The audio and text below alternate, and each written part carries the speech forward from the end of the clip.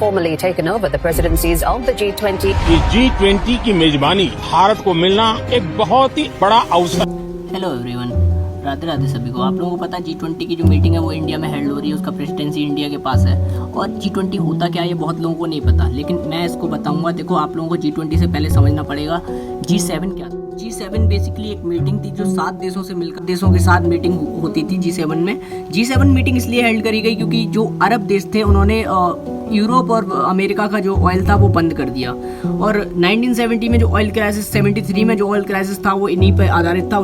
ये meeting America, France, UK और waste Germany के बीच में हो रही थी उस टाइम पर। 2 साल बाद इसमें इटली और जापान को भी शामिल कर लिया जाता है। 1975 में पहली G6 की मीटिंग चालू होती है ऑफिशियली। इसके बाद 1976 में कनाडा को भी ज्वाइन कर लिया जाता है इसमें। ये सातों देश अपने समय के डेवलप्ड इकोनॉमी वाले देश थे। सन 1998 में रशिया को भी इसमें सम्मिलित कर दिया गया। अब ये बन गया जी। 2014 में क्रीमिया की वजह से रशिया को इस ग्रुप से निकाल दिया जाता है। अब अगर G20 पर मैं आऊँ तो G20 की शुरुआत भी एक फाइनेंशियल क्राइसिस की वजह से हुई थी। साल 1997 एशिया में एक बड़ा क्राइसिस आया, बहुत बड़ा क्राइसिस। साउथ कोरिया, इंडोनेशिया में सबसे ज़्यादा बड़ा फाइनेंशियल क्राइसिस देखने को मिला।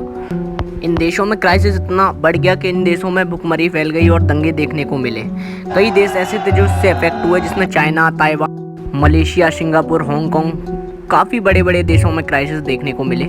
26 सितंबर साल 1999 G7 की मीटिंग में बैठकर G20 को स्टेब्लिश किया गया और ऐसे शुरुआत हुई G20 मीटिंग्स की।